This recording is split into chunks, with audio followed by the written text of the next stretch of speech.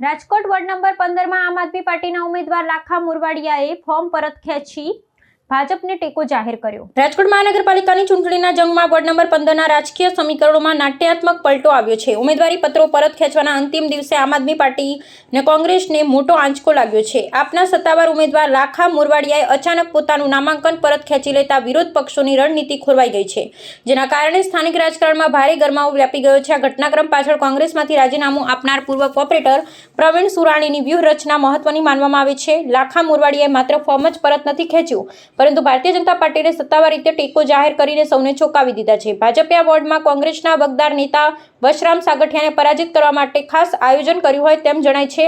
વિરોધ પક્ષના મતોનું વિભાજન અટકાવવા અને પોતાની પકડ મજબૂત કરવા માટે સત્તાધારી પક્ષે રાજકીય ખેલ પાડ્યો હોવાની ચર્ચાએ જોર પકડી છે।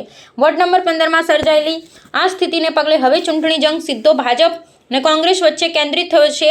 આમ આદમી પાર્ટીના ઉમેદવારોની પીછેહટ અને ભાજપ તરફી ઝુકાવથી વિપક્ષી છાવણીમાં ચિંતાનું મોજું ફરી વળ્યું છે, જેનો સીધો લાભ ભાજપને મળવાની સંભાવના સેવાઈ રહી છે।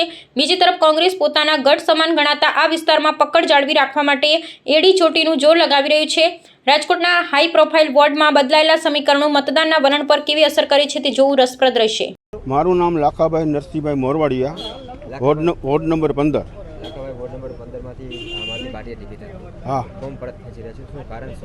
એનું કારણ એ છે કે આ વખતે છે ને જે ટિકિટમાં વહેંચણીમાં જે વોર્ડનો હેરફેર કરી નાખ્યા હતા। ગયા વખતે હું 6 નંબર વોર્ડમાં લડ્યો હતો, મને 15 નંબર વોર્ડમાં મારી ટીમ નથી, જ્યાંથી મારી ટીમ નથી ત્યાંથી મારું કોઈ વર્ચસ્વ નથી, ત્યાં મને ટિકિટ આપવામાં આવી છે।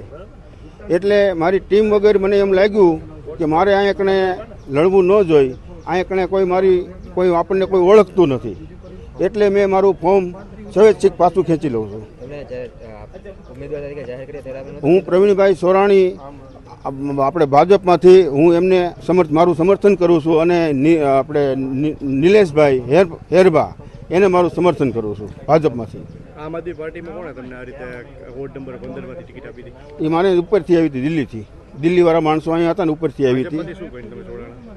ભાજપમાં બસ મને મારો સમાજ ત્યાં છે, મારા સમાજનો અહીં અન્યાય કર્યો છે। અહીં 6 નંબરમાં આ પાર્ટીએ ગયા વખતે 6 નંબર વોર્ડમાં અમારા સમાજને 2 ટિકિટ આપી હતી, આ વખતે 6 નંબર વોર્ડમાં એક પણ ટિકિટ આપવામાં આવી નથી। ત્યાં 11,700નું મતદાન છે। સૌથી પહેલા નંબરે મતદાન અમારા કોળી સમાજનું છે।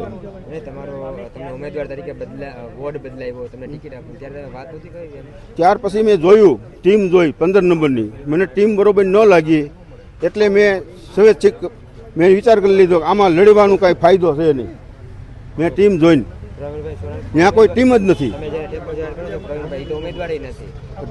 ભલે એની સાથે હું છું, પ્રવીણભાઈની સાથે હું છું, પ્રવીણભાઈ જ્યાં રહેશે એની સાથે છું, એ મારા જૂના નેતા છે।